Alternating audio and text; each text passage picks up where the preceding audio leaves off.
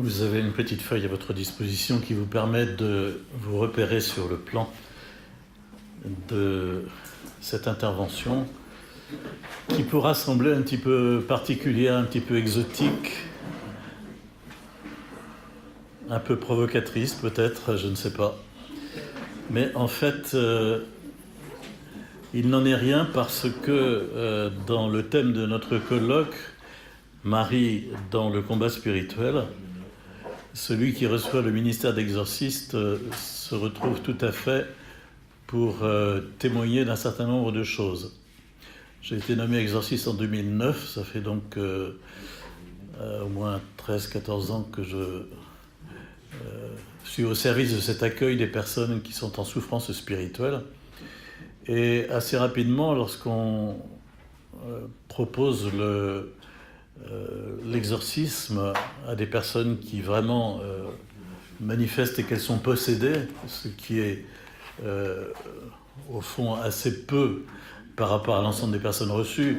Je reçois chaque année 200 personnes pour mon diocèse et les personnes qui seraient possédées, c'est de l'ordre de 3%, donc si vous voulez, ça fait peut-être 5-6 personnes chaque année.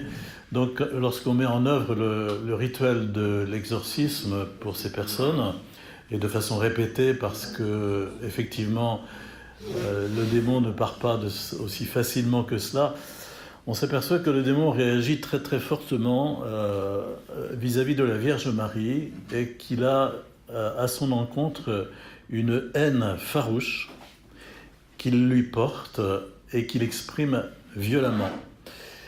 Et comme cette réalité se répète de nombreuses fois, ça attire l'attention évidemment de l'exorciste et ça lui ouvre aussi une possibilité de réflexion. Si je veux être extrêmement concret, je dirais que ça se traduit par des paroles grossières, des insultes adressées à la Vierge Marie à travers la bouche des personnes possédées, la plainte répétée qu'elle soit toujours là. C'est assez frappant lorsque le démon se lamente en disant « Elle est encore là, elle est toujours là, elle est toujours avec elle ». Et la gêne constatée aussi chez la personne possédée pour réciter par exemple la salutation mariale. À certains moments, elle en est empêchée, à d'autres moments, elle le fait avec beaucoup de contraintes sur elle-même parce que ça lui est difficile. La gêne ressentie par le démon lorsque on récite des dizaines de chapelets. Et très fréquemment, ça va se traduire par des gestes où le démon dit « taisez-vous », et on va dire « taisez-vous, arrêtez, arrêtez, je veux pas entendre ça ».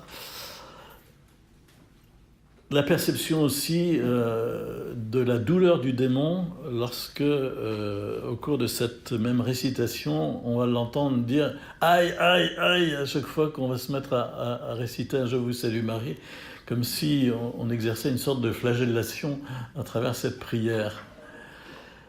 Donc vous comprenez bien que toutes ces réalités qui sont vécues dans la prière, dont je ne suis pas le seul témoin parce qu'au moment des exorcismes, il y a une équipe qui est avec moi pour aider à la prière et puis maintenir les personnes si nécessaire. Ça attire fortement l'attention sur cette haine profonde qu'il y a entre le démon et la Vierge Marie. Lorsqu'on ouvre le rituel de l'exorcisme et qu'on regarde les préliminaires, on voit que 3 signes de discernement sont donnés par rapport à la possession diabolique. Le premier, c'est parler couramment des langues inconnues ou les comprendre quand on parle. Le deuxième, c'est connaître des faits lointains ou cachés. Et le troisième, montrer des forces supérieures à son âge et à sa condition naturelle. Et ça, c'est peut-être celui qui est le plus frappant, parce que quelquefois, il faut vraiment une équipe de gros bras assez musclés, 3 hommes, 4 hommes, 5 hommes, quelquefois, pour maintenir une personne extrêmement violente et qui veut s'en prendre à l'exorcisme. C'est un ministère à risque. Je ne sais pas pourquoi les évêques ne prennent pas pour l'exorciste une assurance particulière pour ce ministère. Mais le rituel va ajouter dans les préliminaires, il faut de plus être attentif à d'autres signes, principalement d'ordre moral et spirituel, qui, d'une autre manière, manifestent une intervention diabolique, comme par exemple une aversion virulente envers Dieu, envers le saint nom de Jésus, envers la bienheureuse Vierge Marie et les saints, l'Église, la parole de Dieu, les choses et les rites, en particulier ceux qui touchent au sacrement, les images saintes. Voilà une citation où il est question effectivement de cette aversion vis-à-vis de la Vierge Marie et qui permet donc d'appuyer notre propos aujourd'hui de façon plus étayée. Prenons le premier point, si vous voulez. On va partir de la révélation biblique très brièvement pour dire combien l'hostilité est déjà annoncée dans le protévangile, Genèse chapitre 3 verset 15. Je mettrai une hostilité entre toi, le serpent, et la femme, entre ton lignage et le sien. Il t'écrasera la tête et tu l'atteindras au talon. Vous connaissez ce verset qui est évidemment une sorte de condensé de notre espérance et de ce dont les évangiles nous parlent, à la venue du Messie. Et les chrétiens ont très vite reconnu dans ce verset Marie, la nouvelle Ève, dont le lignage, Jésus, le nouvel Adam, va écraser la tête du serpent. Donc c'est une promesse de rédemption. Vous savez que dans la Septante, la traduction grecque réalisée à Alexandrie autour de moins 270, on va placer le lignage victorieux de la femme dans une forme personnelle. Il écrasera la tête du serpent. Aotos en grec, pronom masculin pour un substantif neutre, tosperma, le lignage. Mais il est perçu ici comme une personne concrète et pas simplement l'humanité en général. Et il y a donc un contexte messianique évident. Et lorsque Saint Jérôme va traduire en latin, avec la Vulgate, donc à la fin du IVe siècle, on va mettre davantage l'accent et l'emphase sur l'aspect marial. Et vous savez comment il a traduit « Ipsa conteret caputum » « Elle t'écrasera la tête ». Donc on voit alors comment le rôle de la Vierge Marie est davantage mis en évidence. Elle représente la nouvelle Ève qui écrase le serpent, d'où toutes les représentations ensuite qui sont nées de cette interprétation de Genèse 3,15. À la lumière du Nouveau Testament et puis de la tradition de l'Église, nous savons quant à nous que la femme nouvelle annoncée par le protévangile est la Vierge Marie. Nous reconnaissons dans sa descendance son fils Jésus, celui qui triomphe du pouvoir de Satan à travers le mystère pascal. Et nous pouvons remarquer que l'hostilité placée par Dieu entre le serpent et la femme se réalise en Marie de deux manières. Premièrement, elle est totalement soustraite à la domination de Satan par l'Immaculée Conception. Elle est façonnée par la grâce de l'Esprit Saint, préservée de toute trace de péché. Et deuxièmement, elle est associée à l'œuvre salvifique de son Fils Jésus. Elle a pris pleinement part à la lutte contre l'esprit du mal. Ces deux titres de Marie, Immaculée Conception, et puis associée à la rédemption, ces deux titres qui sont attribués par la foi à l'Église, par l'Église à Marie pour proclamer sa beauté spirituelle et sa participation intime à l'œuvre de rédemption, manifestent l'opposition irréductible entre le serpent et la nouvelle Ève. Ce qu'il faut bien voir, c'est que cette hostilité est établie par Dieu. Je mettrai une hostilité entre toi et la femme, entre ta descendance, établie par Dieu. Le pape Jean-Paul II, dans une audience générale du 29 mai 1996, dit ceci: d'une part, l'hostilité, ce texte proclame d'une part l'hostilité entre la femme et sa lignée, et d'autre part l'hostilité entre le serpent et sa descendance. Il s'agit d'une hostilité expressément établie par Dieu et qui revêt une importance particulière. Et plus loin, il dit: son fils, en parlant de Marie, son fils lui a donc accordé le pouvoir de résister aux démons accomplissant par le mystère de l'Immaculée Conception l'effet le plus important de son œuvre rédemptrice. Son Fils lui a donc accordé le pouvoir de résister aux démons, accomplissant par le mystère de l'Immaculée Conception l'effet le plus important de son œuvre rédemptrice. Saint Alphonse-Marie de Liguori écrit ceci, finalement, qui que ce soit, il demeure certain ou que le Fils a triomphé de Lucifer au moyen de Marie, ou que Marie en a triomphé grâce à son Fils. En sorte que l'esprit orgueilleux s'est vu à son grand dépit abattu et foulé aux pieds par la Vierge Marie.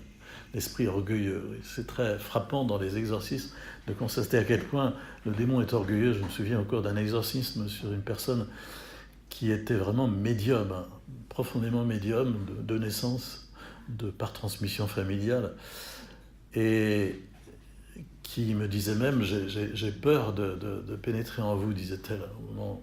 Et elle disait, quand je me trouve elle était dans une fonction d'aide-soignante, et quand j'amène les malades et que je suis avec eux dans l'ascenseur, régulièrement, j'ai comme une sorte de communication, et j'ai des renseignements sur la personne qui est à côté de moi. Voilà. Et alors, donc, je chassais ce démon de médiumnité, et alors d'un seul coup, j'ai entendu cette vocifération invraisemblable. C'est moi qui lui ai donné, c'est moi qui lui ai donné, c'est moi. Alors c'est parti en vrille à un niveau sonore impensable. C'est moi. Et dans ces moments-là, on se rend compte à quel point l'orgueil du démon est démesuré, invraisemblable, impensable. Voilà.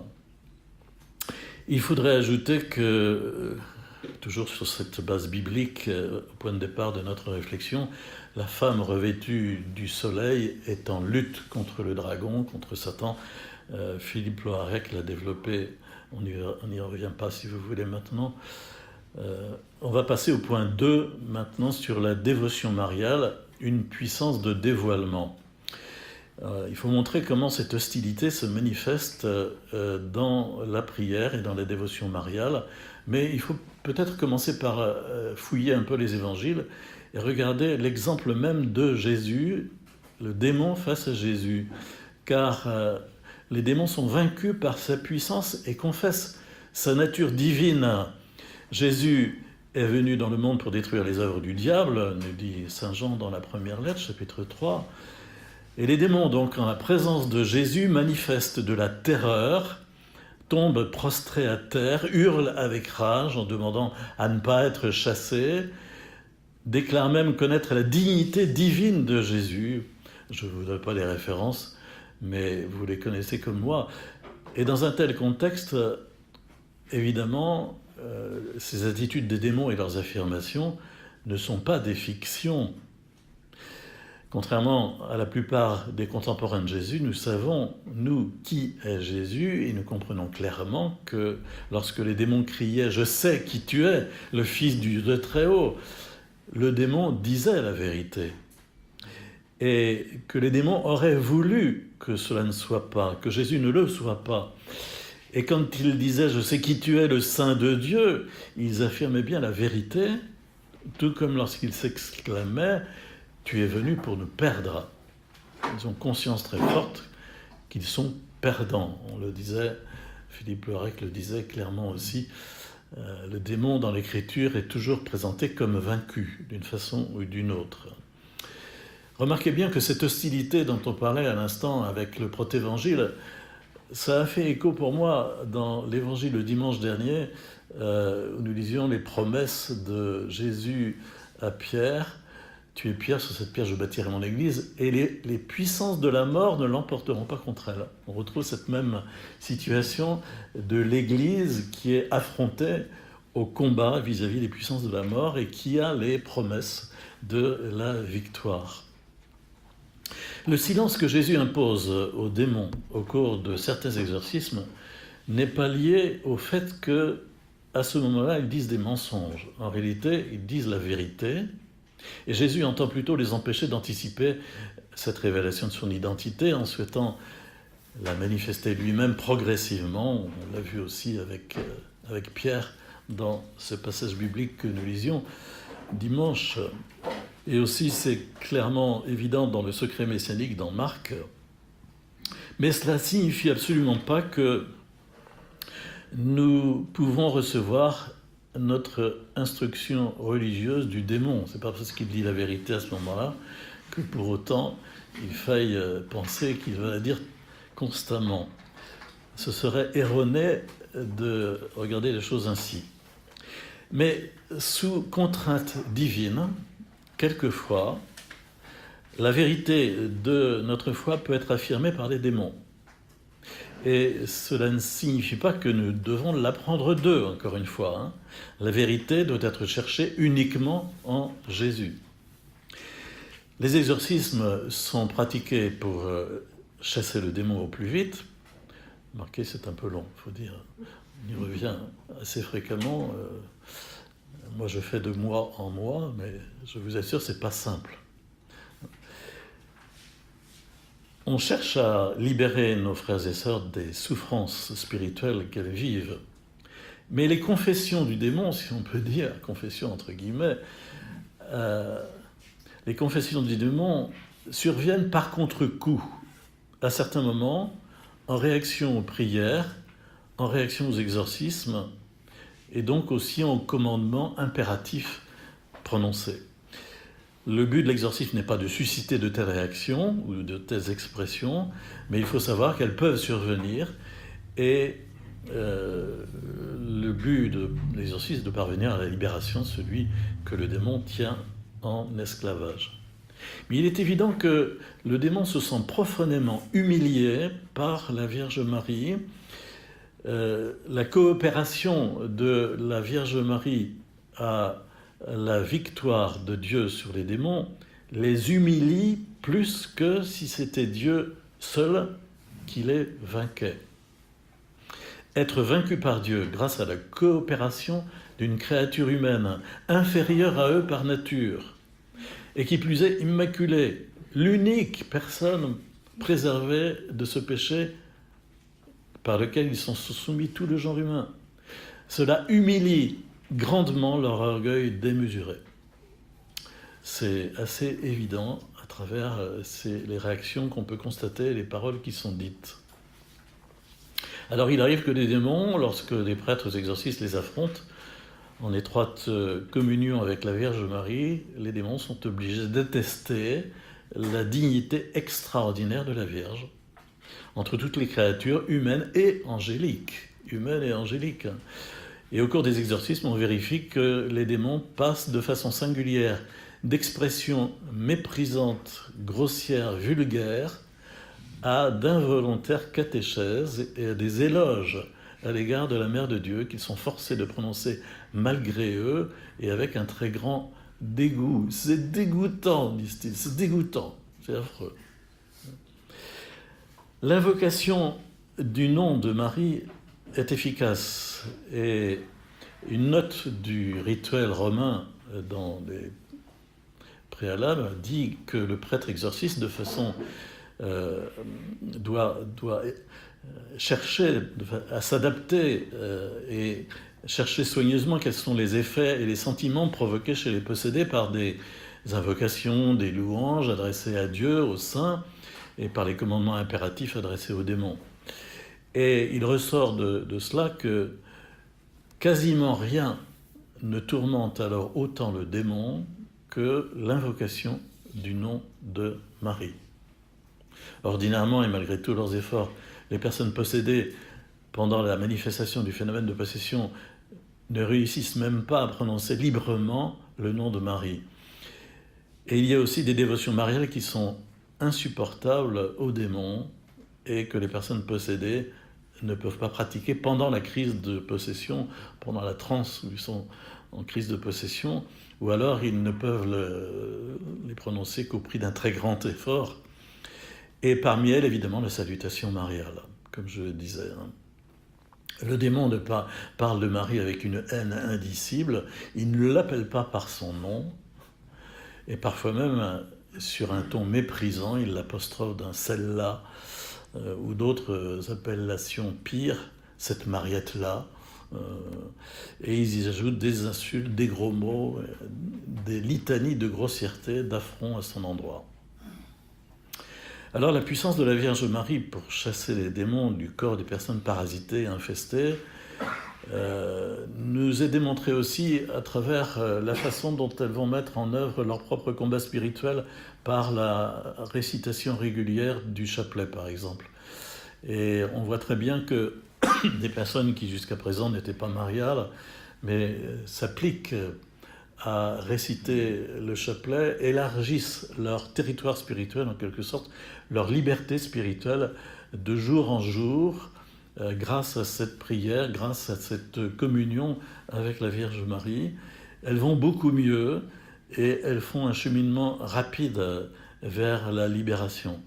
Et la récitation quotidienne du chapelet revient à savonner la planche au démon, de sorte qu'il finit par s'éloigner à bas bruit de toute personne parasitée, oppressée, infestée. Et cela lui permet de vivre une progression spirituelle rapide.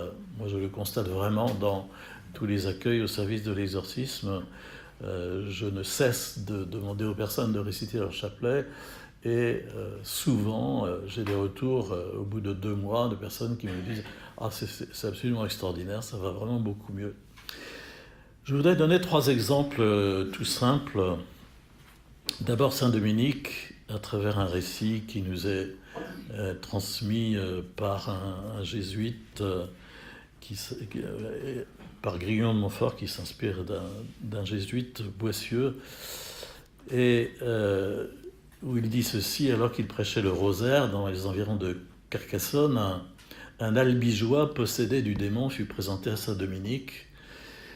Et Dominique ordonna au démon de dire lequel de tous les saints du ciel il craignait le plus, et qui donc mériterait d'être le plus aimé, le plus honoré par les hommes. Et le démon répondit ceci: écoutez bien, vous, chrétiens, cette mère du Christ est toute puissante. Elle peut empêcher que ses serviteurs n'aillent en enfer. C'est elle qui, comme un soleil, dissipe les ténèbres de nos intrigues et de nos ruses. C'est elle qui déjoue nos menées, qui défait nos pièges et rend vaines et inefficaces nos tentations. Nous sommes contraints de confesser qu'aucun de ceux qui persévèrent dans son service ne sera damné avec nous. Un seul de ces soupirs qu'elle offre à la très sainte Trinité vaut davantage que toutes les prières, les vœux et les désirs des saints. Nous la craignons plus que tous les saints et les bienheureux réunis. Nous ne pouvons rien contre ses fidèles serviteurs. Il arrive même que beaucoup de chrétiens, qui selon les lois ordinaires devaient être damnés, parviennent à être sauvés par son intercession, parce qu'ils l'ont invoqué au moment de mourir. Ah, si cette Mariette-là ne s'était pas opposée à nos projets et à nos efforts, nous aurions déjà depuis longtemps renversé et détruit l'Église et fait tomber dans l'erreur et l'infidélité toutes ces hiérarchies, ces membres de tous ordres et de tous grades. Nous proclamons en outre, contraints par la violence utilisée contre nous, qu'aucun de ceux qui persisteront à prier le rosaire ne sera condamné parce qu'elle obtient de ses fidèles serviteurs une sincère contrition de leurs péchés et qu'ils reçoivent pardon et indulgence. Un deuxième exemple qui est un poème. L'événement se produit en 1823 dans une ville du sud de l'Italie. Et à cette époque, les théologiens, 1823, à cette époque, les théologiens discutent beaucoup sur le sujet de l'Immaculée Conception, qui sera proclamé dogme de foi en 1854.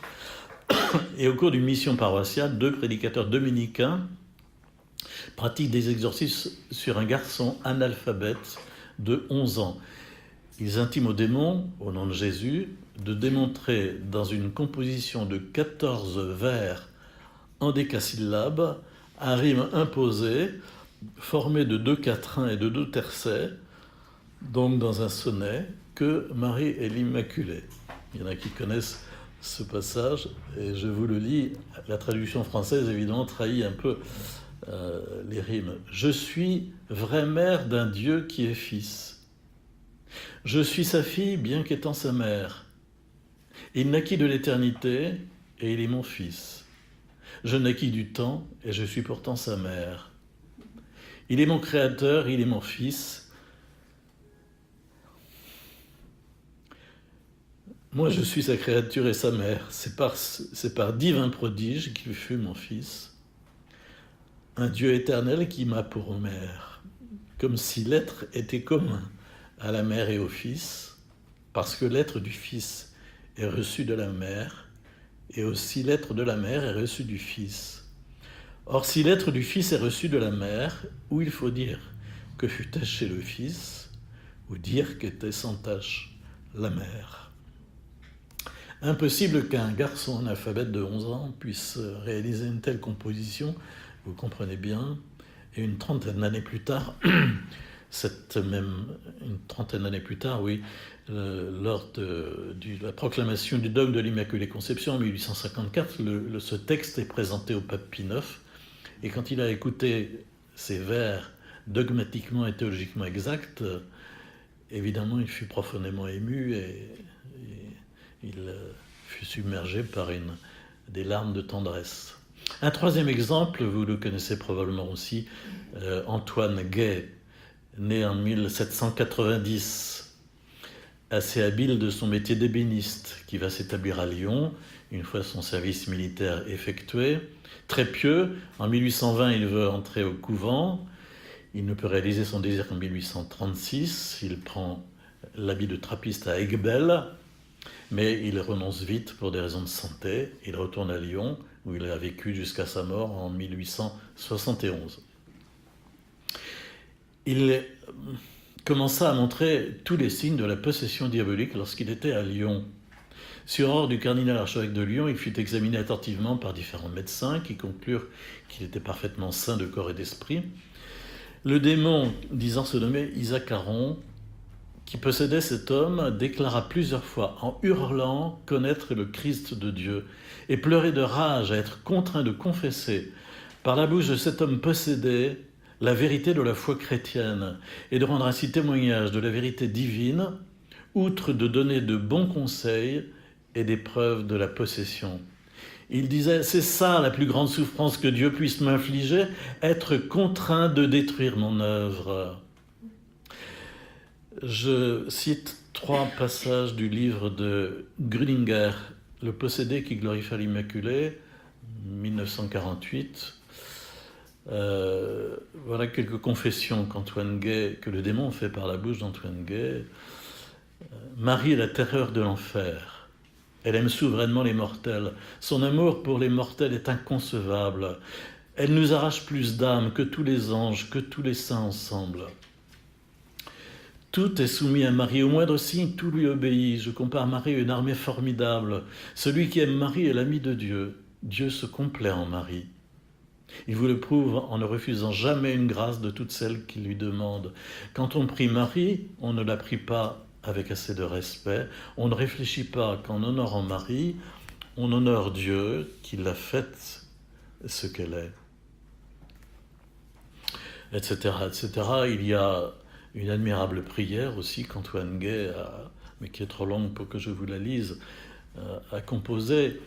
Et puis, en pèlerinage à Ars en 1850, le jour où on fêtait la fête de l'Immaculée Conception, Antoine Gay tombe à genoux, les bras en croix, au pied de la Sainte Vierge, et d'un ton solennel, l'esprit infernal s'exprime en ces termes : « Ô Marie, chef-d'œuvre des mains divines, tu es ce que Dieu a fait de plus grand, créature incomparable, tu fais l'admiration de tous les habitants du ciel. Tous t'honorent, tous t'obéissent et te reconnaissent pour la mère du Créateur. Tu es élevée au-dessus des anges et de toute la cour céleste.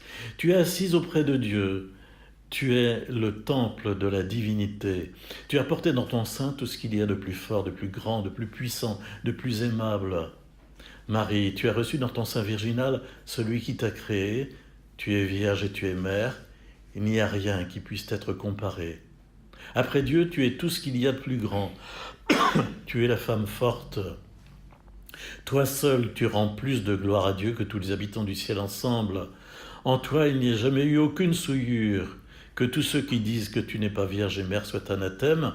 Tu as été conçue sans tache, tu es immaculée. Je te loue, ô Marie, mais toutes les louanges que je te donne remontent à Dieu, l'auteur de tout bien. Après le cœur de ton divin Fils, il n'y en a point qui puisse être comparé au tien, ô cœur bon, ô cœur tendre. Tu n'abandonnes pas même les plus ingrats et les plus coupables des mortels. Ton cœur est pénétré de douceur envers les misérables qui ne méritent que des châtiments. Et pourtant, tu obtiens d'eux la grâce, la miséricorde. D'infâmes pécheurs sont convertis par toi. Oh, si les habitants de la terre te connaissaient, s'ils savaient apprécier ta tendresse, ta puissance, ta bonté, pas un ne périrait. Tous ceux qui ont eu recours à toi avec une entière confiance et qui te prient continuellement, dans quelque état qu'ils soient, tu les sauveras et tu les béniras éternellement. Je suis obligé de m'humilier à tes pieds et de te demander pardon de tous les outrages que je te ferai endurer au possédé. Je confesse aujourd'hui, jour d'une de tes fêtes les plus solennelles de l'année, que ton divin Fils me force de dire quelle est la plus solennelle de toutes les fêtes. J'en viens à la troisième partie, le ministère de l'exorcisme comme expérience mariale. Le père Francesco Bamonte, B-A-M-O-N-T-E, exorciste italien, est actuellement le président de l'AIE, Association internationale des exorcistes, et il a publié en 2010 un livre intitulé « La Vierge Marie et le diable dans les exorcismes », dont la traduction française nous était donnée en 2012 aux éditions bénédictines. Et dans ce chapitre de mon intervention, je voudrais faire ressortir les traits saillants de son expérience mariale dans le ministère exorciste. Et donc, je vais parcourir un certain nombre de points, si vous voulez, que je ne vais pas justifier théologiquement parce que vous en connaissez la justification, mais pour lesquels je vais vous citer quelques paroles recueillies au cours des exorcismes et citées par Francesco Bamonte, qui dit ceci à ce sujet: « Il est très important que le lecteur sache que de telles attestations, qui pourraient sembler à première vue très courantes, ne le sont pas du tout. Les démons, le plus souvent, ne font que proférer insultes et injures à l'égard de la Vierge Marie. Les exemples cités peuvent apparaître nombreux, mais ils ne le sont pas si l'on considère qu'ils ont été recueillis sur une période de 10 ans. Les paroles que je rapporte sont expressément et exactement celles proférées par les démons au cours des exorcismes.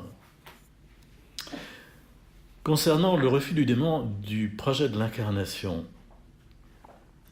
le démon dit ceci: c'est elle qui est une créature, pas moi.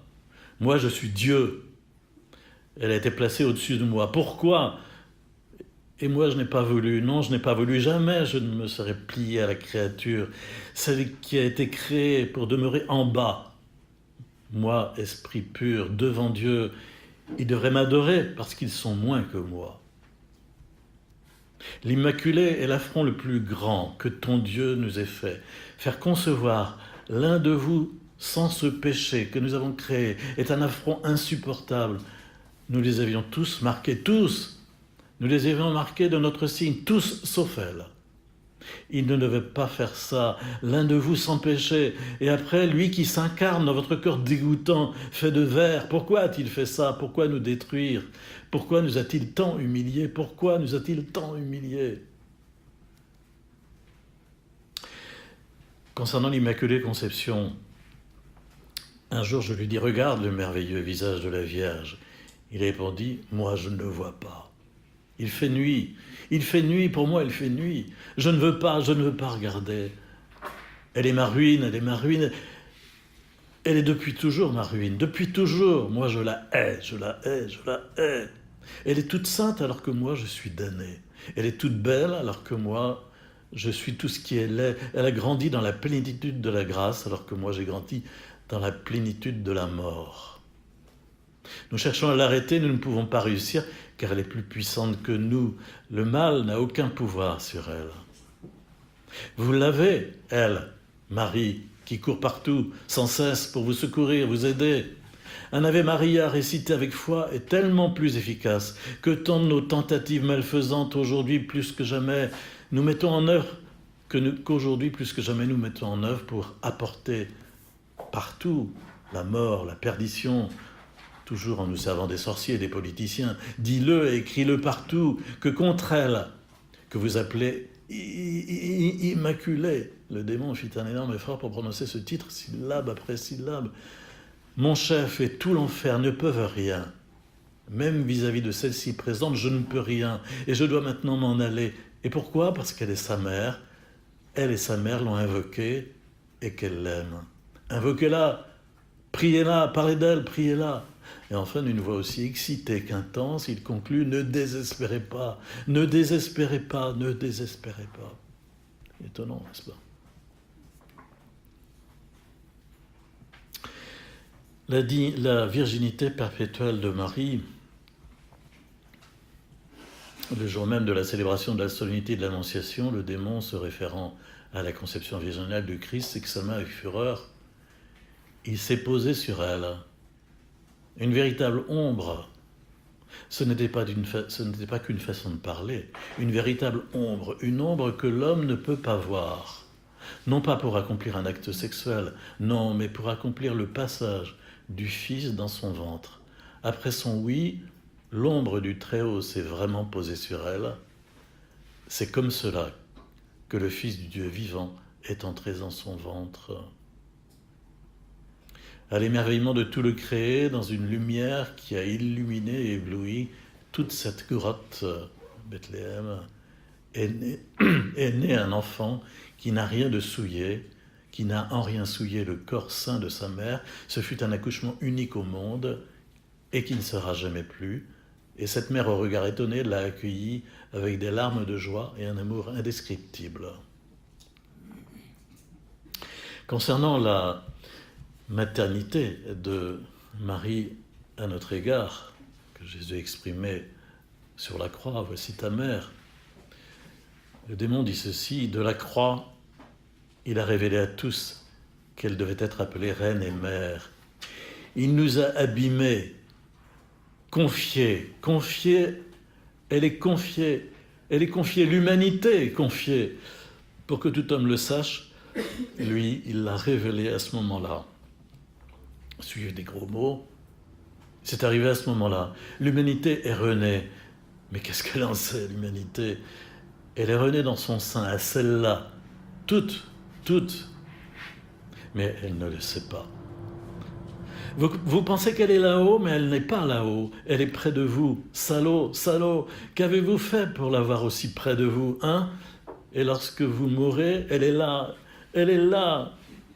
Et elle attend une pensée de votre part, un battement de votre cœur tourné vers le bien, un appel de votre part adressé à celui-là. Elle est là, elle est là qui vous attend avec son cœur ouvert de mère. Avec ses mains, elle caresse tous ses enfants, elle aime tous ses enfants, par-dessus tous ceux qui font le mal, par-dessus tous ceux qui pêchent et sont avec moi. Elle les caresse tous, et cela me fait mal. Elle les caresse tous, et elle pleure, et ses larmes lumineuses, sublimes, coulent sur ce visage. Et lui, Jésus, lui, ne peut pas lui dire, il ne peut pas lui dire non. Il poussa alors un long et terrible hurlement.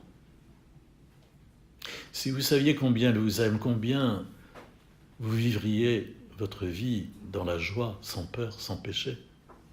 Parce que par amour pour elle, vous comprendriez combien le péché fait mal à son fils. À ce moment-là, le démon est une réaction de révolte, car il ne voulait pas poursuivre. Il dit quelques gros mots sur la Sainte Vierge et sur Jésus, puis continua. Tu es son fils, tu sais ce que cela veut dire, hein ? Tu le sais ce que cela veut dire, que tu lui es confié, et tu sais par qui, hein ? Gros mots. Toi, comme tous les autres, tu lui as été confié par, gros mots, sur la croix, gros mots. Et alors, elle est devenue une maman. Et quand tu es maman, etc. J'en viens à la question du « Je vous salue Marie » et du rosaire qui est, à mon avis, très importante.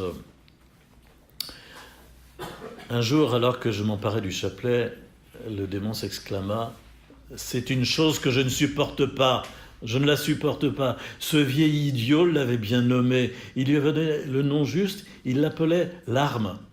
parce que c'est une véritable arme contre nous. À ces mots, je lui dis, au nom de Jésus, quel est ce vieil idiot dont tu parles? Et lui dit, Pio. Moi, le Padre Pio de Pietrelcina. Et lui dit, oui.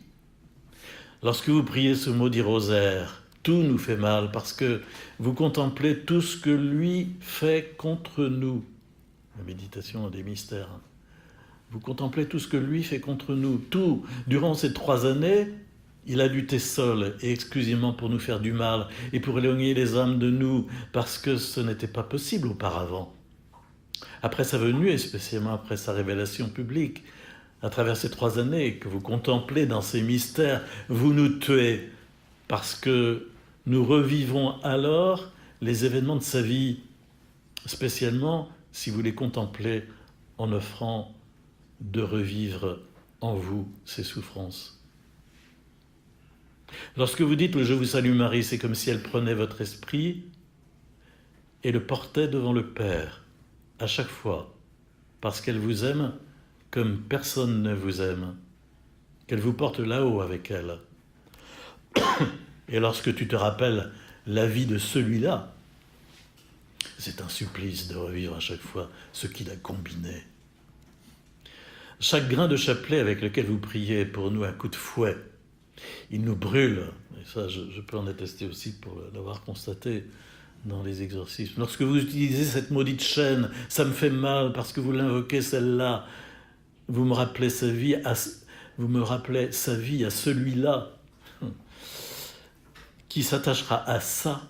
Il tenta d'arracher le chapelet que j'avais mis autour du cou de la personne possédée, ne se perdra jamais. Si vous le saviez, vous tous, je serais détruit en moins d'une seconde. Si vous désirez tous le rosaire, cette saloperie-là, avec foi, elle sait, elle, ce qui se passe quand vous la dites, cette chaîne suit une série d'insultes à mon égard. Elle prend votre main, la tend vers le ciel, et elle prend celle de votre Dieu, et à travers cette prière, cette chaîne de gros mots rapproche les 2 mains, les rapproche jusqu'à ce qu'elles se touchent. Lorsque ces 2 mains se rencontrent, elle exulte, elle s'agenouille, elle prie. Tu la vois qui s'agenouille et baise les pieds transpercés de son fils. Elle dit qu'elle a accordé une grâce à un tel qui a touché cette main. Et chez eux, les habitants du paradis, lorsque ça se passe, tout le paradis exulte. C'est dégoûtant.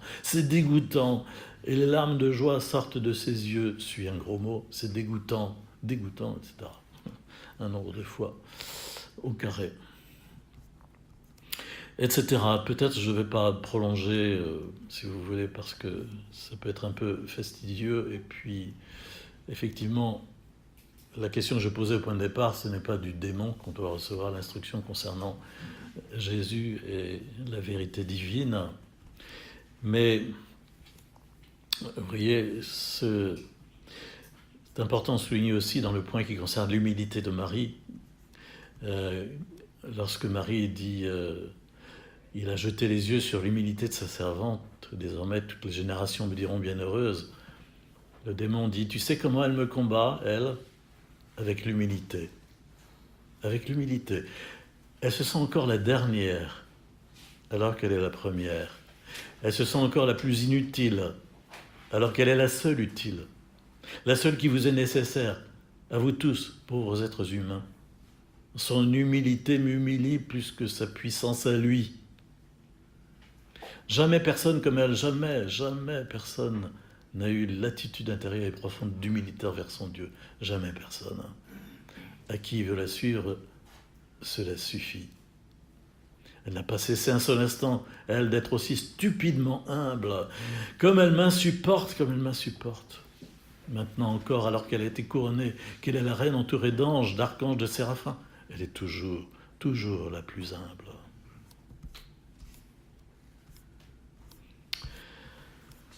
Je conclus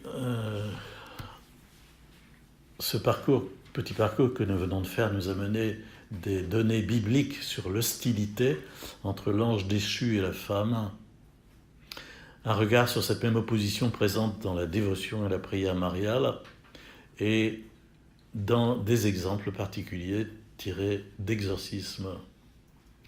Nous avons détaillé comment l'expérience habituelle du ministère de l'exorcisme peut révéler parcimonieusement des catéchèses émises par les démons. Évidemment, j'ai bénéficié pour cette communication du travail préalable du père Bamonte à travers son livre, et on a vu comment les paroles diaboliques émises sous la contrainte de Dieu forment une illustration appréciable de la mariologie catholique, notamment des 4 dogmes, la maternité divine, la virginité perpétuelle, l'Immaculée Conception et l'Assomption. Et cette illustration est le fruit d'un combat qui se poursuit aujourd'hui avec rage saccageuse des puissances ténébreuses que ne cessent d'exposer nos médias, et encore ne nous livrent-ils que les aspects les plus extérieurs et matériels, omettant totalement les aspects spirituels qui leur sont cachés. On comprend sans doute mieux les tourments et les combats que peuvent vivre les âmes livrées à Dieu. Mais nous savons et nous croyons que la victoire est déjà acquise à notre Sauveur et Seigneur Jésus-Christ, celui qui est désigné dans l'Apocalypse comme le cavalier blanc, le vainqueur, sorti pour vaincre et pour vaincre encore, vaincre à nouveau. Et nous pouvons nous tenir pour vrai la parole prononcée par Marie à Fatima, à la fin, mon cœur immaculé triomphera.